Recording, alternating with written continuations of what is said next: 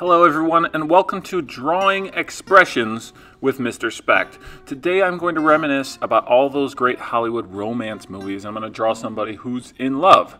So what we're going to do is we're going to start out by drawing the head. When you're drawing a person's head, you have to start out by drawing circles in the air right above your paper. So I'm not even touching the paper yet. I'm just going to start making my circles in the air. And when I think I've got a good kind of circular pattern in the air, I'm going to start to push my pencil tip down towards the paper. So let's see how this works. You're going to draw a variety, a bunch of circles here on your paper. And let's see how we do this. There we go. And you're going to see, like I said, a variety of lines. And it's okay that it looks a little messy at first, because what we're going to end up doing at the end is we're going to take the best lines. The lines that you see there, we're going to take the best of them, and that is what we're going to use. All right, next up, I'm going to start drawing the neck, and the way I draw the neck is I slope it down towards the shoulders, okay, and we're going to try to do something symmetrical here. We're going to try to do the exact same thing on the right side. Doesn't have to be perfect. You can see mine's not perfect, but I'm going to try to draw something very similar on the right side, so I have the neck slopes down to the shoulders. This gives me the genuine idea of what I'm going to be doing on this paper. All right, so for the next part, I use what I call the half rule. And what that means is halfway from the top of the head to the chin, that's where I'm going to draw my eye line. So this should be roughly where your eye is located. Then halfway down from the eye line to the chin, that's where I'm going to draw my nose line. And then halfway down from the nose line to the chin, that's where you're going to find my lips. Okay, so half. Easy way to remember that, the half rule. And once I have that done, next I'm going to be talking about ears. You start right above the eye line, you start drawing the ears. And again, we're going to be looking at symmetry here. So I'm going to start on the right-hand side, and then next I'm going to move over to the left-hand side. I'm going to try to draw the ears roughly the same. Again, it doesn't have to be perfect, because honestly, the human face, humans in general aren't perfect, believe it or not. And just get it down to something that works for you. All right, so I'm going to add in a few little details here. You can draw ears however you want. For right now, I don't have to do a lot of details. I'm just going to put in stuff so I can kind of see where I'm at and where I'm working here. Next up, hair. All right, people, when you draw hair, do not feel obligated to draw every single strand of hair. Matter of fact, don't do that. That actually looks really bad. What I suggest people do is when they draw hair, focus on what we call the highlights and, more importantly, the lowlights. Your highlights are the areas that you leave empty, because that's where the light's hitting your hair. And the lowlights are the areas where I'm going to put in my pencil lead. So you can see I'm starting right where the hair meets the scalp and drawing in some of these lines. And then I go back up to the top of my hair, the top of my head, the top of my hair. You can see the hair actually does not start on the top of the head. The hairline actually, your hairline should start on your forehead, so you come down a little bit when you're drawing your hairline. Never draw it on the top of your head. And then above the top of my head, that's where the top of my hair should be, above that. So again, I'm just filling this in. We don't have to have this finished just yet. For right now, I'm just putting in my guidelines.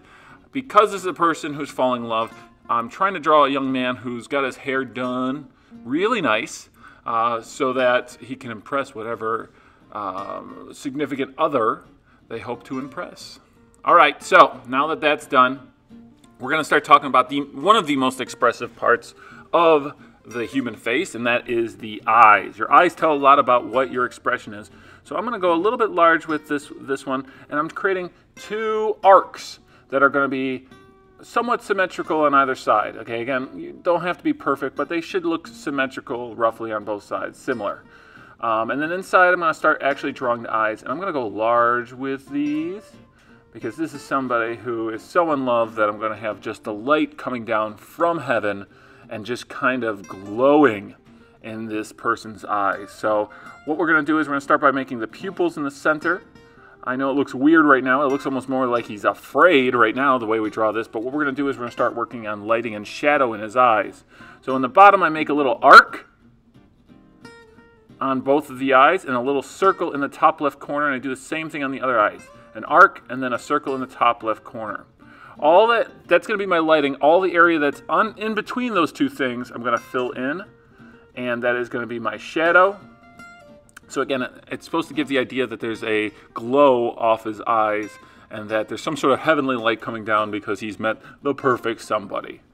All right, what do I want to do next? I'm just going to finish up some of these eyes. I should make note that in a few minutes I'm going to draw his eyelashes as well. Boys do have eyelashes. I want you to remember that because in a few moments I'm going to actually draw those in. They also have eyebrows because everybody has eyebrows. So what we're going to do is we're going to actually draw the eyebrows in here, and we want to keep them raised in the center because we don't want him to look angry. We do not want our gentleman here to look angry, so we're going to raise the eyebrows in the center. And right now, it looks like he could be surprised. It looks like he could be happy because we haven't quite worked on the lips yet. But before we get to the lips, I'd like to spend a little time talking about the nose. Now, when you're drawing the nose, focus on the bottom part of the nose. Specifically right now, because the person's looking straight at us, you want to see the nostrils. Okay, so 2 nostrils, and you want to see them. Not see right up them, but you do want to see the nostrils. And then on the side of the nostrils, each side is going to get a pair of parentheses. Okay, so that's going to show you the sides. Notice I did not draw the center part of the nose. A lot of people learned in elementary school when you're drawing nose, you got to draw like this weird center thing. It ends up looking like a cat's paw or something like that, the whole nose. We don't want that, okay? We want this to look professional. So there's my nose. Next up, lips. Because this person's in love, this person is going to be super, super happy. So we're going to start in the sides of the lip, and we're going to move down and give this person a big old smile. There we go. Very large smile, very wide smile. I went maybe a little bit too big with this one, but we'll keep going with it. Boys have lips. As I mentioned, boys not only have eyelashes, they have lips. I got to go back up there into those eyelashes in a minute. They have lips. So start with the top lip and add that in there. And then in the bottom lip, I'm going to go a little less definition. So I'm just going to draw the bottom part of his lip. Okay, so I'm going to just put that in there. Very good, very good. All right, next up, I'm going to go back up and add those eyelashes that I promised you I was going to do because boys have both lips and eyelashes, so we need to include them. And I'm going to go ahead and make sure that I bring the eyelashes kind of wavy off to the side. So the right eye, the eyelashes go off to the right. The left eye, the eyelashes go to the left. They do not look like SpongeBob eyelashes where it looks like rays of sunlight coming from the center. We kind of bring them off to the side. All right, I'm going to clean up my jaw now. I'm using some of the lines I created when I did my original circle, and I'm cleaning up the jaw the way I want it to look. I think that looks pretty good. I can also go in here and let's give him some nice little clothes. He's trying to dress to impress on this, maybe his first date. So I'm going to give him a tie. You know, if you're drawing a girl, you can think about what clothing you think would work well for the young lady. Women can wear ties too. It's really up to you. So I'm going to go in here and draw the collar and some of the shirt. Again, this is more about facial expression, so I'm not going to spend a ton of time on the clothing. This will work for me for right now. All right, so this is kind of our step number 1. I got my drawing done, and next I'm going to have to start focusing on some of the shadow. So as soon as I'm done cleaning this up, you're going to see me go into some of the shadow work. And I know some of you have done shadowing before. With shadowing and shading, you're going to add pencil lead to your paper very lightly, depending on how much you want. That's how much lead you want to put down. I'm going to put some down over his eyes because you're always going to have your eyes go into your head. So I'm going to draw some pencil lead around the eyes, and then I'm going to follow it down to the nose and just do a little pencil lead underneath the eye as well. Okay?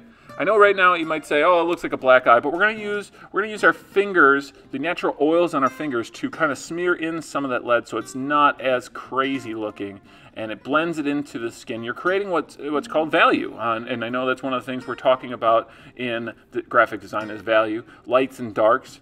And I'm going to go in there, and if you see any areas that you filled in too much with pencil lead, you can go ahead and erase that. And if you have those guidelines and you don't need them anymore, feel free to erase those as well. So there, I kind of got the eyes the way I want them shadowed. Next up, I'm going to be working on the nose. Your nose will protrude from your face. They'll stick out. So there should be a little bit of pencil, just a little bit underneath the nose. You don't want your person to look like they have a mustache. You just want to make sure they have a little bit of shadow under the nose. Top lip. Top lip, I'm going to get a little bit of lead in there as well. And then just smear that in. And then underneath the bottom lip, I'm going to add a little bit of pencil lead and smear it in. So that gives me my shadow for the face. I'm going to add a little bit to the cheekbones too. Underneath the cheekbones is oftentimes where you'll see a little bit of shadow and shading there. Not too much, because we don't want him to look scary. We want him to look happy. This is a dude who's in love.